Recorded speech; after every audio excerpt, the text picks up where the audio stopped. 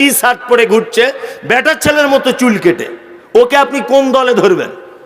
দেখে সর্বপ্রথম এ বেটা ছেলে, কানে দুল, এত বড় বড় চুল রেখেছে, এদিকে কালো এদিকে সাদা এদিকে সবুজ, আর এমন করে জিন্স প্যান্ট পরে ঘুরছে বা এমন করে মেয়ে ছেলেদের মতো প্যান্ট পরে পোশাক পরে ঘুরছে, ওকে দেখেই বোঝা বড় মুশকিল যে ও পুরুষ না নারী। মেহেন্দি লাগায় না? লাগায় তো আমরা। এটা পুরুষের জন্য কি চলবে না? চলুন আর একটু উপযুক্ত হই। এই বিয়ে করার সময়তে পাঞ্জাবি পড়েন তো আপনাদের এখানে? পড়ে? হ্যাঁ। অনেক যুবক আবার আছে মৌলভী সাহেবদের দেখতে পারে না। মৌলভী সাহেবদের আমি একদম দু চোখে দেখতে পারি না, আলহামদুলিল্লাহ দেখতে হবে না। অথচ বিয়ে করার সময় দেখছি আব্দুল কাদের জিলানির মতো বড় টুপি আর পাঞ্জাবি পরে ডুপ্লিকেট মৌলভী হয়ে বিয়ে করতে যাচ্ছে। কেন আন্ডার প্যান্ট পরে যাও? মৌলভী সাহেবদের এত অ্যালার্জি দেখতে পারো না, তা বিয়ে করার সময় পাঞ্জাবি পরছো কেন? অনেক মেয়ে আবার বলে মৌলভী সাহেবদের দেখতে পারি না, আমি একদম দুই চোখে দেখতে পারি না। কারণ কি? বেকার, একদম ফালতু। যাই হোক, দেখতে পারেন অ্যালার্জি মৌলভী সাহেবের। অথচ বিয়ে করার সময় ওর স্বামীকে ফোনে আগে আগে বলে দিচ্ছে শেরওয়ানিটা জুত করে কিনবে, কিন্তু সাদা পায়জামা আর সে বড় কিস্তি সাদা কালার টুপি পরে আসবে, ফটোটা তুললে যেন ভালো লাগে। তখন ডুপ্লিকেট মৌলভী সাজানোর জন্য স্বামীকে উপদেশ দেয় 10,000 টাকার বেশি যদি শেরওয়ানির দাম হয়। কিছু বলছেন? ও, 10,000 টাকার বেশি যদি শেরওয়ানির দাম হয়, তাহলে দেখতে পাবেন শেরওয়ানিটা অনেক সময় রেশমের কাপড় দিয়ে তৈরি করা হয়। বিশ্ব নবী বলেছেন রেশমের কাপড় পুরুষ মানুষের জন্য কি হারাম, চলবে না, নারী পড়তে পারে। নাম্বার 3, একটা মেয়ে জাকাত দেওয়ার পরে যদি পায়ের নখ থেকে নিয়ে মাথার চুল পর্যন্ত সব জায়গাতে যদি অলংকার ব্যবহার করে, তাহলে কোনো আপত্তি নাই। অলংকার পড়তে পাবে, সোনার পাবে, চাঁদির পাবে, ইমিটেশন পাবে, যত রকমের অলংকার আছে সব ব্যবহার করবে, কোনো আপত্তি নাই। শুধু বছরে বছরে জাকাতটা দিয়ে দিবে, এটাই হলো তার পবিত্রতা। কিন্তু একজন পুরুষ মানুষ কোটিপতি যদি হয়ে যায়, লক্ষ হাজার কোটি টাকার যদি মালিক হয়, একটা ভাঙা সোনার আংটি পড়তে পাবে না। এটা তার জন্য হারাম, তার জন্য নিষিদ্ধ, তার জন্য নাজায়েজ করেছেন কে? আমাদের নবী মুহাম্মদ সাল্লাল্লাহু আলাইহি ওয়াসাল্লাম। এখানেই দেখলে বোঝা যায় অনেক লোকের হাতে আছে, আছে না? এটা হারাম, পুরুষ মানুষ পড়তে পাবে না। এটা কি হারাম? একটু পানি দেখি সাহেব। পুরুষ মানুষ এটা কি পড়তে পাবে না। আমাদের সমাজে পড়ছে কি পড়ছে না? পড়ছে, শ্বশুর দিয়েছে হাতে লাগিয়ে ঘুরছে।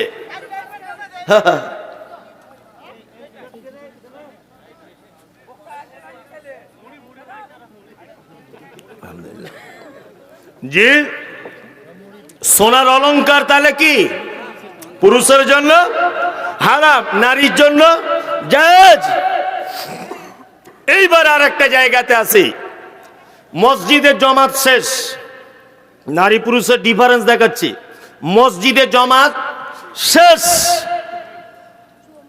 আপনি নামাজ পড়ার জন্য মসজিদে গেলেন, দাঁড়িয়ে গেলেন, আল্লাহু আকবার, আলহামদুলিল্লাহি রাব্বিল আলামিন, আর রহমানির রহিম, নামাজ পড়ছেন।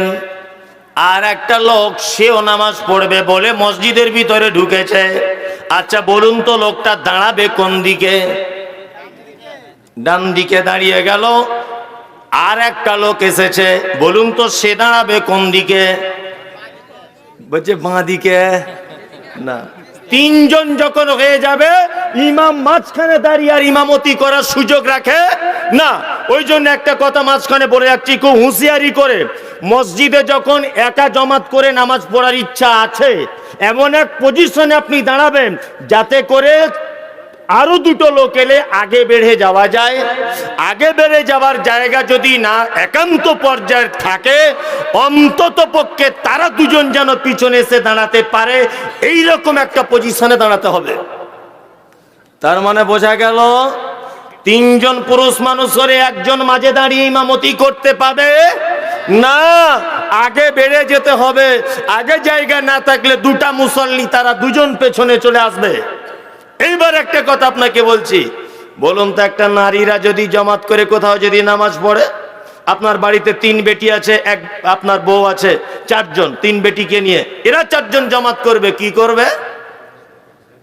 আল্লাহর নবী বলেছেন আগে বেড়ে ইমামতি করতে পাবে না, কাতারের মাঝখানে ওকে ইমামতি করার জন্য দাঁড়িয়ে যেতে হবে। মহিলারা আগে বেড়ে ইমামতি করতে পাবে না, কাতারের মাঝখানে দাঁড়িয়ে ইমামতি করবে। এক জায়গায় একটু ডিফারেন্স হলো, এ আগে যাবে ও আগে যাবে না। 2, পুরুষ মানুষ ইমাম সাহেবের নামাজে ভুল হয়ে গেল, কি করবে? সুবহানাল্লাহ বলবে, তাই তো? আরে মহিলা যদি ভুল হয় এইভাবে মারবে, তালি দিবে। তাহলে একটু ডিফারেন্স আছে না নাই? আছে। তাহলে নারী পুরুষের ইসলামিক বিধিবিধানে কিছু ডিফারেন্স আছে, তাই তো? চলুন এবার সম্মানের দিক দিয়ে নারী আর পুরুষের মধ্যে সব থেকে বেশি কম কার? কার বেশি? নারীর বেশি। আরে মা মানেও তো নারীরে পাগল, মা মানে তো বেটা ছেলে নয়, মা মানে কি? নারী। তাই এবার সম্মানের দিক দিয়ে আল্লাহর নিকটে সব থেকে সম্মানী কে? নারী। নারী আমাদের সঙ্গে 4টে সম্পর্কে জড়িত হয়। কটা? 4টা। 1, মা, আর নয় মায়ের ক্যাটাগরি। 2, বেটি, আর না হয় বেটির ক্যাটাগরি। 3, বোন, নয় বোনের ক্যাটাগরি। 4, নানি বা দাদি বা ওই ক্যাটাগরি। আর একটা স্ত্রী। কটা হলো? 5টা। 5টা সম্পর্কে নারী আমাদের সঙ্গে কি হয়? সম্পর্ক হয়। আল্লাহ বা তার রাসূল কি মর্যাদা দিয়েছেন ওটা বাদই দিলাম, প্রথমে নারীর মর্যাদা দুনিয়াতে কত আছে এই জায়গাটা একটু দেখে নেন। আচ্ছা বলুন তো, লক্ষ্মীর ভান্ডার পায় কারা? বুঝে সবাই পায়, কিছুই বুঝে না। লক্ষ্মীর ভান্ডার কারা পায়? নারী পায়। কন্যাশ্রী কারা পায়? রূপশ্রী কারা পায়? সবুজ সাথী কারা পায়? সব নারী। বলুন শিয়ালদা থেকে বনগা লাইনে মহিলা স্পেশাল ট্রেন আছে না নেই? আছে। প্রত্যেক বাসে ট্রেনে মহিলাদের জন্য আলাদা কম্পার্টমেন্ট ভাগ করা আছে না নেই? আছে। হাওড়া থেকে বারাসাত যাবেন, দমদম যাবেন, যে কোনো বাসে উঠবেন, কলকাতার বাসগুলোতে দেখবেন ladies seat, ladies seat, ladies seat আছে না নেই? আছে। আপনি বিডিও অফিসে লাইন দিলেন, মেয়ের আলাদা লাইন, ছেলেদের আলাদা লাইন। 4 জন করে মেয়ের হবে, 1 জন করে ছেলের হবে। আপনি কোথাও লাইন দিয়ে দাঁড়িয়ে আছেন, ব্যাংকে 20 জন পুরুষ মানুষ, 1 জন মহিলা বোরকা পরে দাঁড়িয়ে আছে। বলুন তো 20 জন মানুষ কি বলবে? খালাকে আগে ছেড়ে দে, বলবে কি বলবে না? তা দুনিয়া তো সম্মান বেশি কার? নারীর। এইবার একটা কথা আপনাকে বলছি, আচ্ছা বলুন তো একটা পুরুষ মানুষ যদি পাপ কাজ করে, ওই পাপ তার স্ত্রীর আমলনামাতে তুলে দেওয়া হয়? হয় না। একটা স্বামী মদ পান করে, সে চোর, সে ডাকাত, সে হারামখোর, সে বদমাইশ, সে যত বড় পাপ, সুদখোর, সব সে। আচ্ছা বলুন তো ওর পাপ ওর স্ত্রীর আমলনামাতে তোলা হবে? হবে না। কিন্তু একটা স্ত্রী যদি বেহায়ার মতো চলে, একটা স্ত্রী যদি বেপরদার সঙ্গে চলে, একটা স্ত্রী যদি পরপুরুষের সঙ্গে ঘনিষ্ঠতা করে, আপনার বেটি যদি অবৈধ কোনো কাজ করে, আচ্ছা বলুন তো আপনার স্ত্রীর পাপ আপনার দায়ুসের খাতাতে, অর্থাৎ আপনার আমলনামাতে উঠবে কি উঠবে না? উঠবে। তার মানে এই ক্ষেত্রেও নারীর মর্যাদা অনেক বেশি। আর একটা ক্ষেত্রে বলি, এটা দুনিয়ার পর্ব চলছে, আখিরাতেরটা পরে বলছি। আচ্ছা বলুন, আমি সরকারি স্কুলের হেডমাস্টার, আমি মারা গেলাম। আচ্ছা বলুন তো আমার স্ত্রী টাকা পাবে কি পাবে না? মাসে মাসে পাবে। আমার বউ হেডমাস্টার নিয়ে আর কি, ও মারা গেল, বলুন তো আমি টাকা পাবো কি পাবো না? তার মানে দুনিয়ার সব দিক দিয়ে ওদেরই মর্যাদা বেশি, সব দিক দিয়ে মর্যাদা বেশি, বেশি নয় বেশি, সব দিক দিয়ে। আল্লাহু আকবার। আল্লাহর নবীর ভাষাতে মর্যাদা, আপনি অবাক হয়ে যাবেন এগুলো শুনলে যে আপনি কি কথা বলছেন। বিশেষ করে মায়েরা এইসব আলোচনা কে করে আমি জানি না, তা আমি এই ছোটখাটো জিনিসগুলো বেশি করি। সামাজিক কথা, এক, নারী আমাদের সঙ্গে 5টা সম্পর্ক, 4টে সম্পর্কে জড়ায়। কটা? 4টা। একটা একটা সম্পর্কের মর্যাদা কত দেখুন। সর্বপ্রথম নারী আমাদের কি হয়? মা, তাই তো? মায়েরা আমাদের কাছে বর্তমানে ভালো ব্যবহার পাচ্ছে? পাচ্ছে? সম্মান পাচ্ছে মা হিসাবে? পাচ্ছে না। এর জন্য 100% মায়েরাই দায়ী। বর্তমানে যে মায়েরা সন্তানদের কাছে ভালোবাসা পাচ্ছে না, শ্রদ্ধা পাচ্ছে না বাপ মায়েরা, এর জন্য 100% মায়েরাই দায়ী। যদি বলছেন আপনি কথাটা একটু উল্টো বলে দিলেন না, আপনি দেখুন যদি বোঝাতে না পারি এই কান ধরে বলছি এলাকাতে ঢুকবো না। বুঝিয়ে যদি দিতে পারি তাহলে আপনার মগজ ধোলাই হয়ে যাবে। এক, আচ্ছা বলুন তো, শূকর পৃথিবীর সব থেকে নিকৃষ্ট প্রাণী না উৎকৃষ্ট? নিকৃষ্ট। শূকরকে রুজি দেয় কে? কুকুর, গরু, আল্লাহ। সবাই রুজির মালিক কে? আল্লাহ। এবার বলুন পৃথিবীর সব থেকে উৎকৃষ্ট আল্লাহর নিকটে প্রিয় কোন সৃষ্টি? মানুষ, তাই না? মানুষ সব থেকে উৎকৃষ্ট। কুকুর তার বাচ্চা জন্ম দেয়, কুকুরের দুধ খেয়েই মানুষ হয়। শূকর তার বাচ্চাকে জন্ম দেয়, তার দুধ পান করেই মানুষ হয়। জি, শ্রীগাল তার বাচ্চা জন্ম দেয়, শ্রীগালের বাচ্চাকে মানে শ্রীগালের দুধ পান করেই বাচ্চা মানুষ হয়। আচ্ছা বলুন তো, মানুষের বাচ্চা জন্ম হলো 2 মাস পরে মা তার স্বামীকে বলছে, কই গো ওই হরে কৃষ্ণদের ফার্মিস থেকে একটা মাদার ডেয়ারি দুধ, ল্যাকটোজেন সেরেলাক্স নেন, কিছু একটা আনো দেখি, আমার আর দুধ যেন হচ্ছে না। দুধ এনেছে রেড কাউ, রেড মানে লাল, কাউ মানে গরু, মানে মানুষের বাচ্চা লাল গরুর দুধ খেয়ে বড় হচ্ছে। আচ্ছা বলুন তো, এর চরিত্র অনেকটা গরুর মতো হবে কি হবে না? হবে কি হবে না? হবে। তার মানে মানুষের বাচ্চা পৃথিবীতে একটা বিরল। আপনি দাঁত বার করে হাসছেন মানে এ তো অবাক করার কথা বলছে। আপনি চুপচাপ মেরে হাসছেন। পৃথিবীতে আশরাফুল মখলুকাত মানুষ। কুকুর তার বাচ্চাকে দুধ পান করিয়ে মানুষ করে, শূকর তার বাচ্চাকে দুধ পান করিয়ে মানুষ করে, আর আশরাফুল মখলুকাত মানুষ তার বাচ্চাকে পশুর দুধ পান করিয়ে মানুষ করে। এর চরিত্রটাও পশুর মতো হবে। রেড কাউ দুধ পান করিয়ে ছেলে মানুষ করে, ছেলে বড় করে, তার কাছে বিরিয়ানি খাওয়ার ধান্দা করছে বুড়ো বয়সে। ওই যে লাঠির বাড়ি দিচ্ছে ওইটাই তোমার জন্য ঠিক আছে। বাপ মাকে আমি অসম্মান করছি না, আল্লাহর কসম। ও ফালতু কাছে বলছে আমার বুকে দুধ হয় না। কে বললো বুকে দুধ হয় না? আল্লাহ তো নিষ্ঠুর। কুকুর শুকার কাছে রুজির ব্যবস্থা করে, আর তুমি আল্লাহর প্রিয় বান্দা পৃথিবীতে আসছো, তোমার মায়ের বুকে দুধ হবে না? তোমার মায়ের চিকিৎসার প্রয়োজন আছে, তোমার মায়ের খাদ্য খাবারের ত্রুটি রয়েছে, এই কারণে হয়তো তোমার মায়ের দুধ কম হচ্ছে। তবে 85% নয়, 99% মায়েরা বাচ্চাকে দুধ দেয় না নিজের বডি, নিজের ফিগার ঠিক রাখার জন্য। কি বলছি বুঝতে পারছেন না?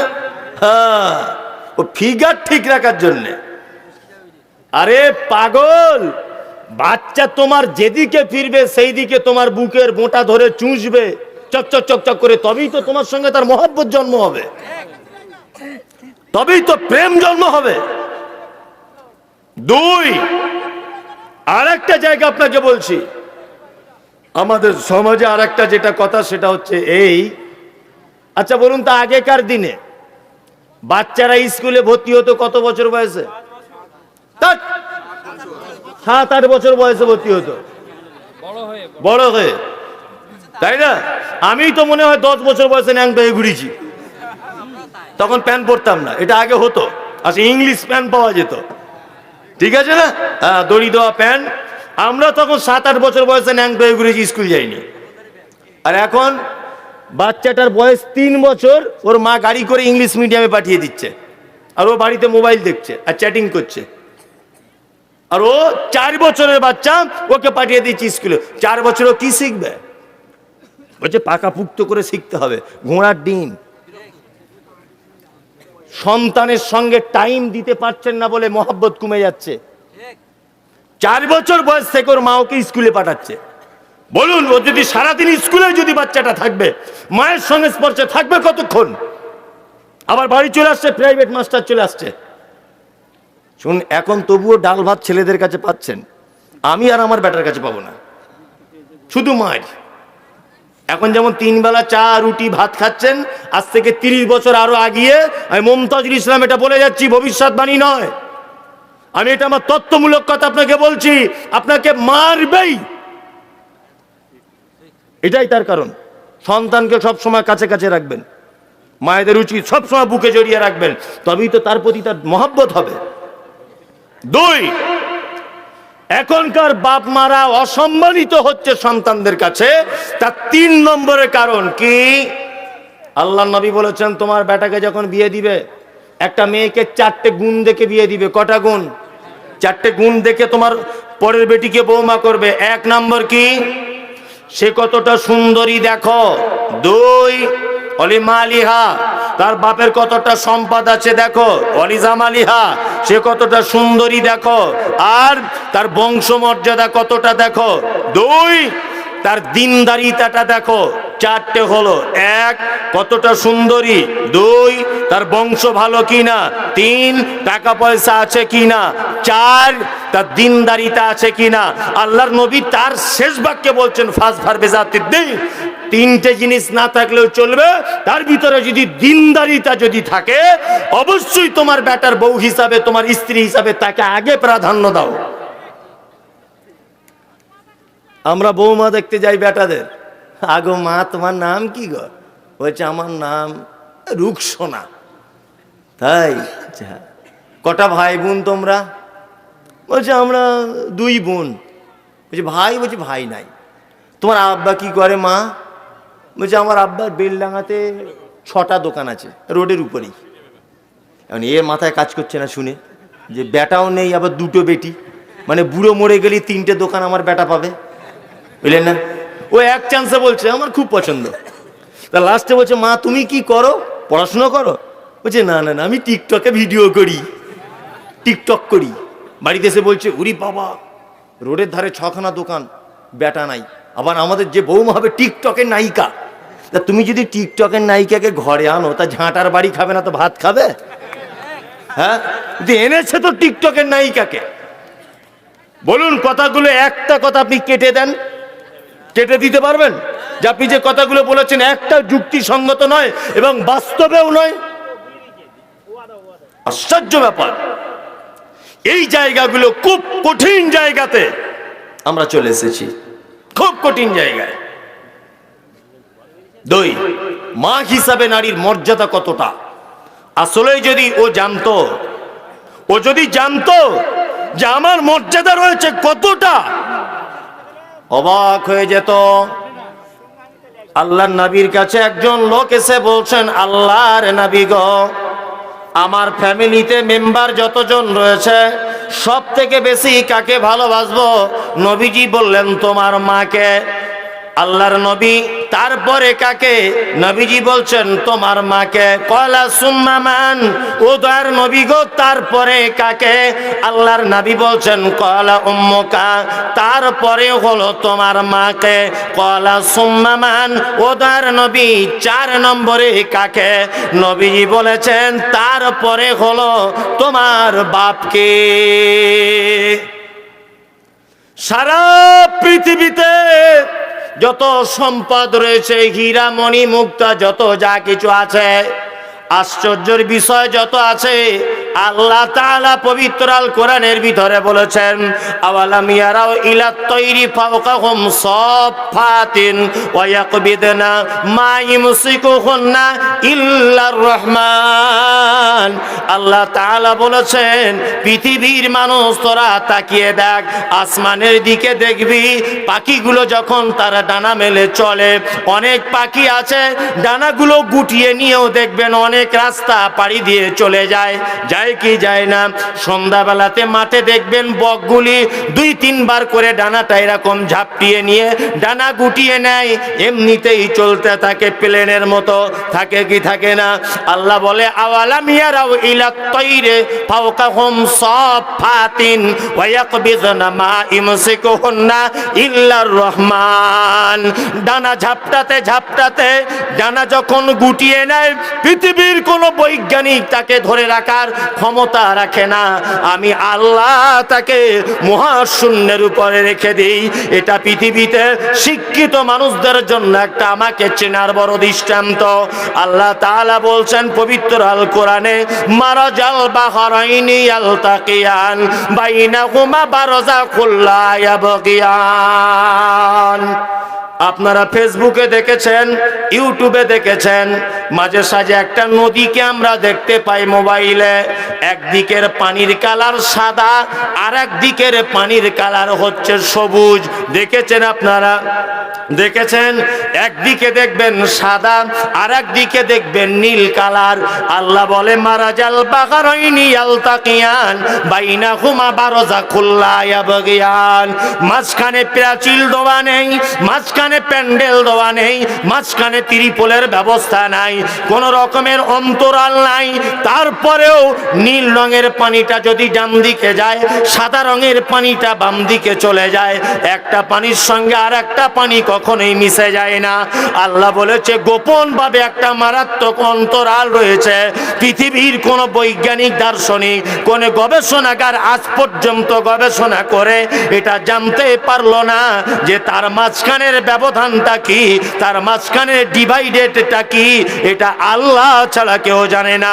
সারা পৃথিবীতে যত সম্পদ রয়েছে, আল্লাহর নবী বলেছেন আদ-দুনিয়া ওয়া কুল্লুহা মাতাউন খায়রুল মাতাইদ দুনিয়া আল মারাতুস সালিহাত। সারা পৃথিবীতে যত আশ্চর্য জিনিস আছে, চীনের প্রাচীর এটা হচ্ছে আশ্চর্যের জিনিস, ব্যাবিলনের শূন্য উদ্যান এটা হলো আশ্চর্য জিনিস। বন্ধুরে আমার, নবীজি বলেছেন সারা পৃথিবীর আশ্চর্য জিনিস হলো আল মারাতুস সালিহাত।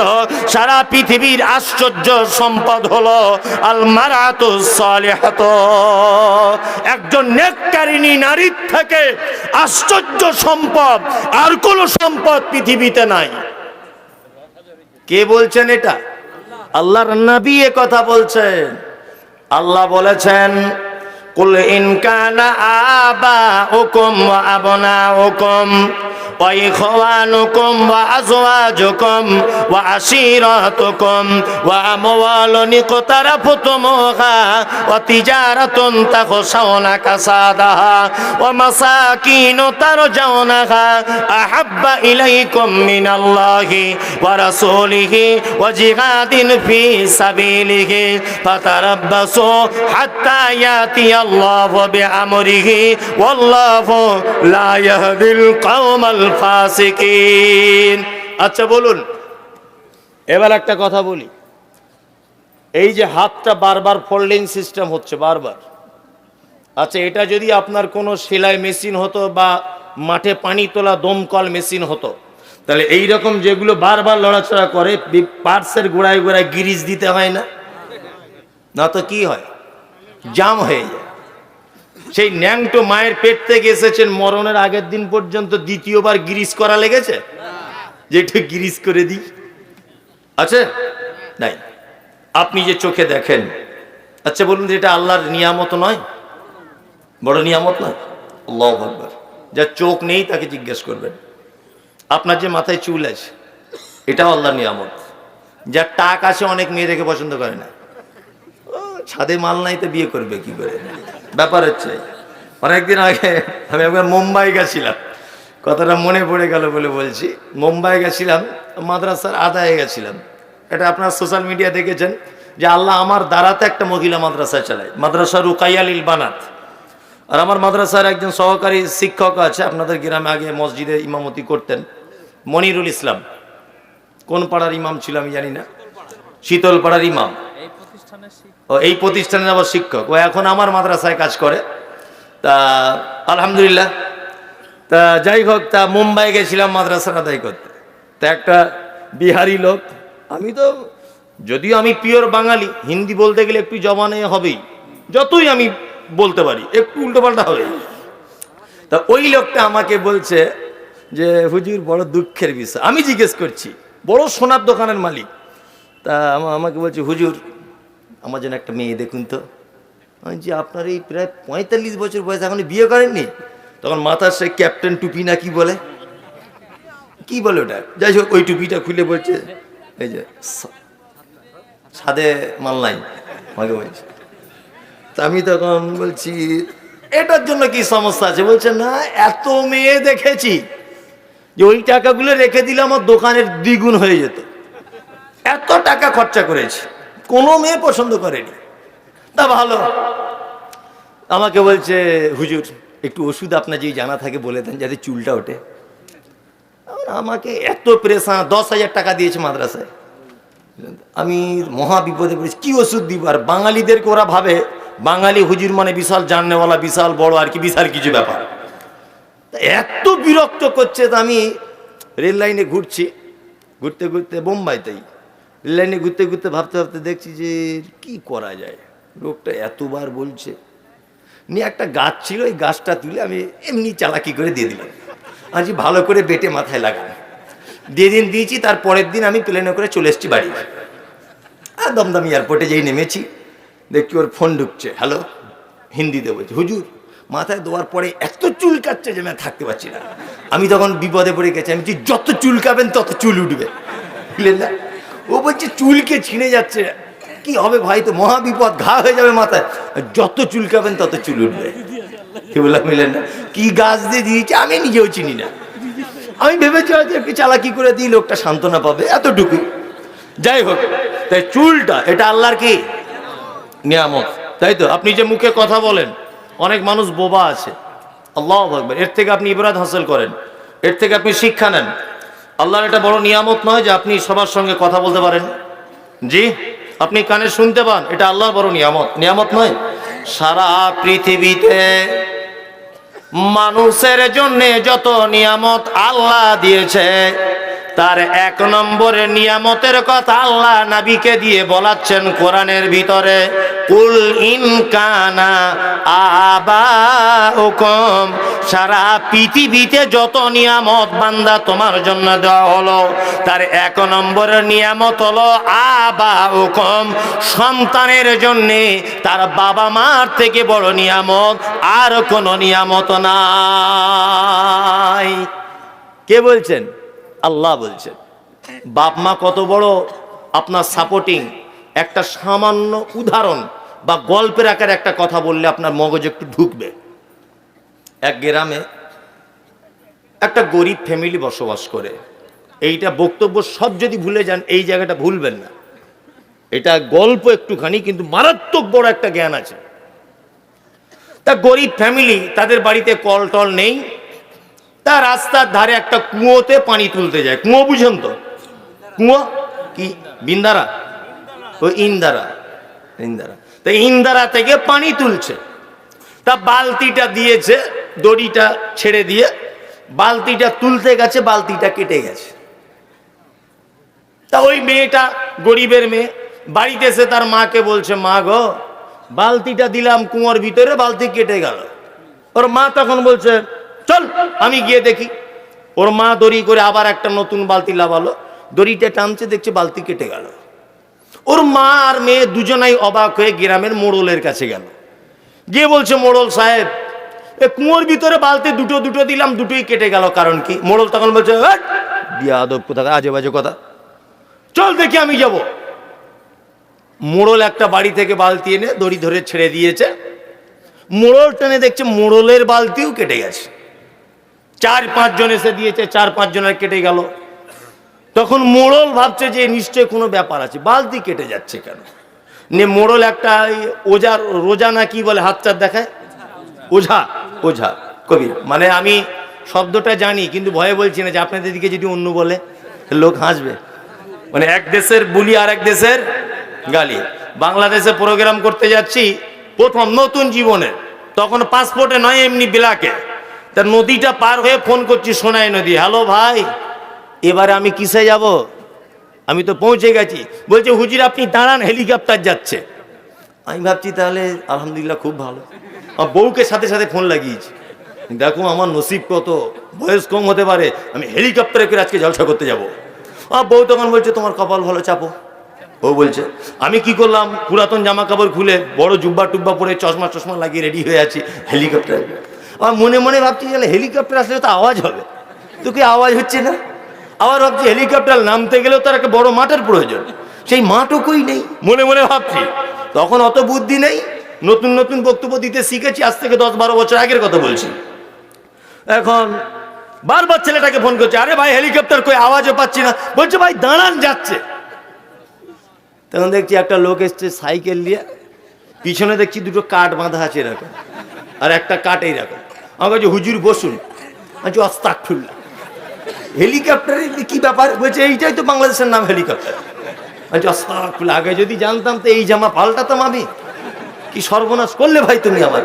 আগেকার দিনে বাংলাদেশে এই সিস্টেমের চালু ছিল, যারা কুটুম টুটুম আছে জিজ্ঞাসা করবেন, সাইকেলে মোটর সাইকেলে প্যাসেঞ্জার বইতো, আর এদের নামই ছিল হেলিকপ্টার।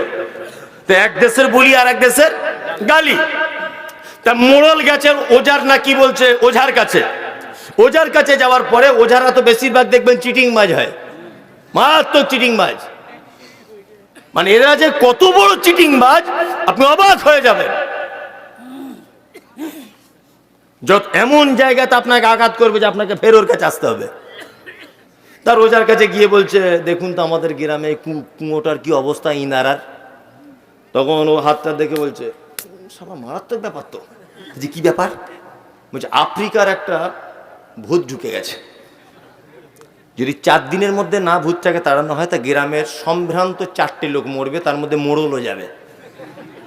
মোড়ল দেখছি আমার নামটা আগে বলছে, কঠিন বিপদ। মোড়ল বলছে ভাই কত টাকা লাগবে? বলছে 5000 এখন দাও আপাতত, আর এই তাবিজটা নিয়ে যাও, 4 দিনের মাথায় ভূত চলে যাবে। 5000 টাকা ঝেড়ে নিয়েছে। 4 দিন পরেও বালতি ফেলে দেখছে আবার সেই একই অবস্থা, একই অবস্থা। তা এরা তখন দেখছে এর থেকেও বড় ওঝার কাছে যেতে হবে।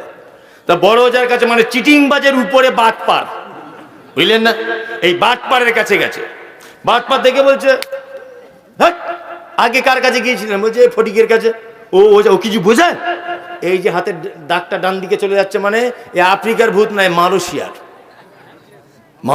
ভূত। একে তাড়াতে গেলে একটাই উপায়, মোটামুটি 30,000 টাকা খরচা হবে। তাছাড়া পরিস্থিতি খুব খারাপ, গ্রামের 4 জন মহিলা মরবে, তার মধ্যে গ্রামের সম্ভ্রান্ত 4টে লোকের বউ মরবে, তার মধ্যে গ্রামের মোড়ল যে থাকবে তারও মরবে। আর মোড়ল ভাবছে ওইদিকে বলেছে মোড়ল মরবে, এ বলছে বউ মরবে, তো দুজনাই যদি মরে যায় সংসার দেখবে কে?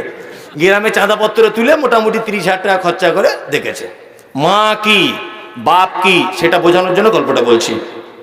আস্তে আস্তে আস্তে আস্তে করে চাঁদা তুলে দিয়ে দিল, কোনো কাজ নেই, ওই যা তাই। মোড়ল তখন রেগে গিয়ে বলছে যে কাউকে আর 1 টাকাও দেবো না। গ্রামের কেউ সাহসী ছেলে আছে যে কুয়োর ভিতরে নেমে দেখবি কি আছে? আচ্ছা বলুন তো, এইরকম রোজাদের কথা শোনার পরে আপনি নামবেন? নামবে? নামবে না, কেউ নামবে না ভয়ে।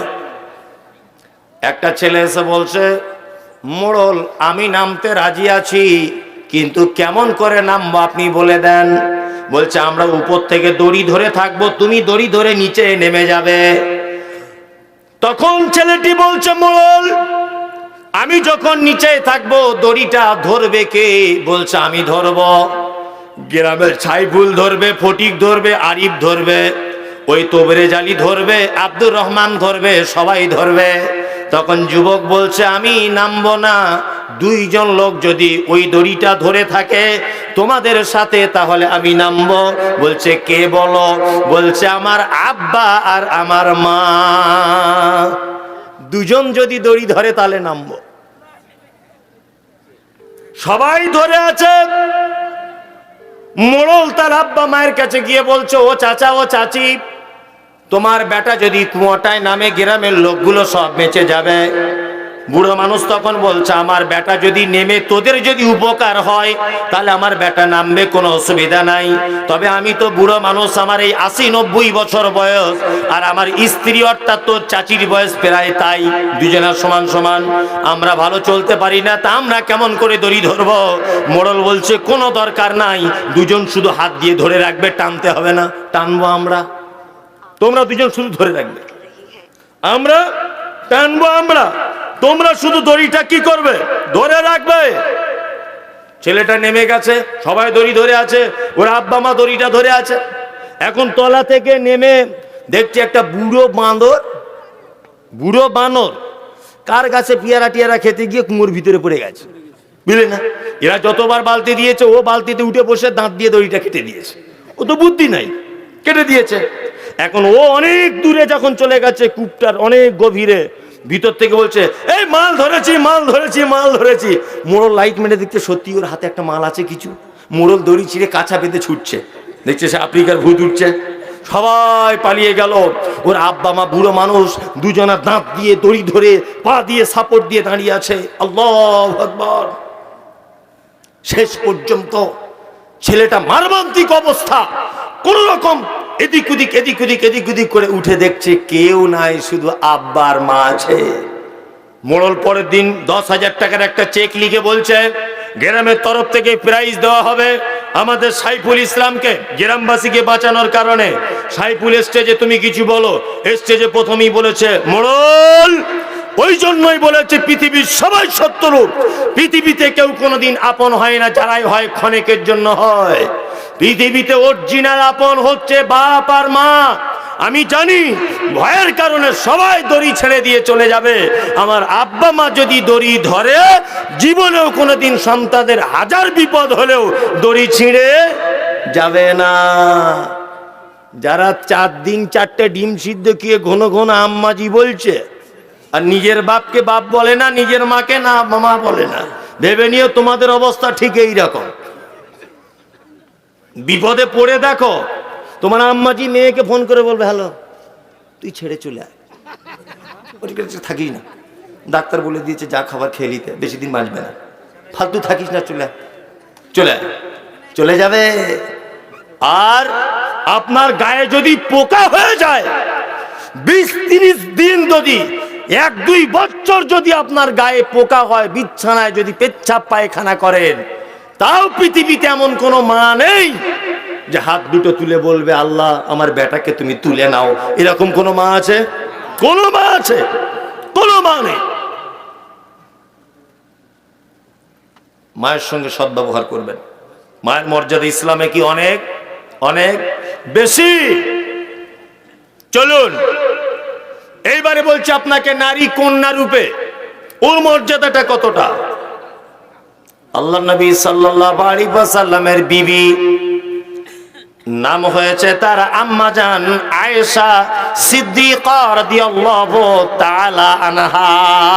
কি নাম? আয়েশা। আম্মাজান আয়েশা বলছেন আমি বাড়িতে বসে রয়েছি, একজন মহিলাকে দেখলাম 2টি বাচ্চাকে নিয়ে আমার দরজায় যেন কিছু চাইলো। আমার বাড়িতে কিছু নাই, একটা খাজুর ছিল, ওই খাজুরটা মহিলাটিকে দিলাম। মহিলাটিকে দেখলাম খাজুরটা নিজে না খেয়ে তার কন্যা 2টির মাঝখানে ভাগ করে দিলেন। বিশ্ব নবী এলেন, আসার পরে আল্লাহর নবীকে আয়েশা বলছেন ইয়া রাসূলুল্লাহ আজকে একটা মারাত্মক ঘটনা ঘটে গেল। বলছে ঘটনা কি?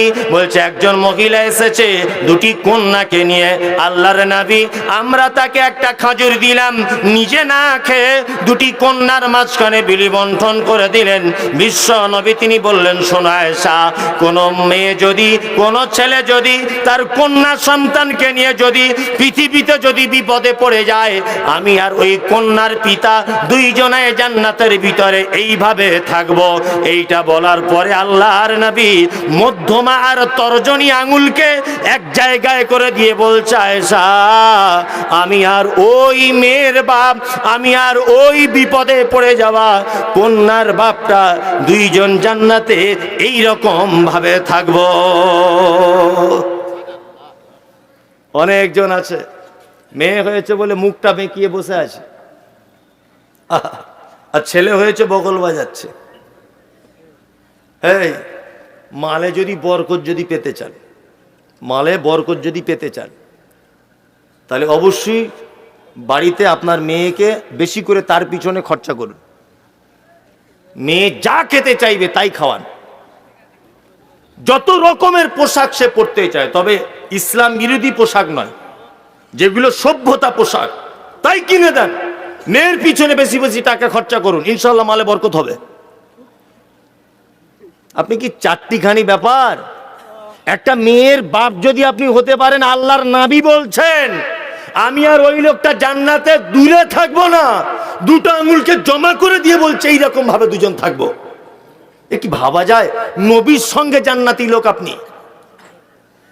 বাজার থেকে যখন বাড়ি আসবেন, আপেল আঙ্গুর বেদানা যা কিছু আনবেন, সর্বপ্রথম আপনার মেয়ের হাতে দেবেন।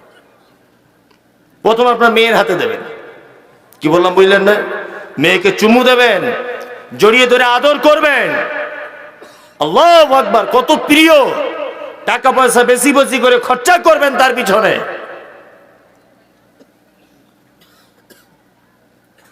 তবে লালন করার পালন করার ক্ষেত্রে আপনাকে কিছু বিধিনিষেধ মেনে চলতে হবে। উপদেশমূলক কথাবার্তা বলতে হবে। মা, তোমার এই 15 বছর বয়স, তুমি রাস্তাঘাটে ঘোরাফেরা করো না মা। তোমার মাধ্যমে আমি জান্নাত যাব, আর তোমার মাধ্যমে আমি জাহান্নাম যাব। মা, তুমি কি চাও যে তোমার মাধ্যমে আমি জাহান্নাম চলে যাই? বোঝাবেন, তাবলীগ করবেন, উপদেশ দেবেন। বাড়িতে ওর মাকে বলবেন মেয়েটাকে বোঝাও, তাকে দিনদারিতার ব্যাপারে আগ্রহী করাও, তাকে ইসলামের ব্যাপারে উৎসাহিত করেন। তবেই আপনি নবীর সঙ্গে জান্নাত যেতে পারবেন।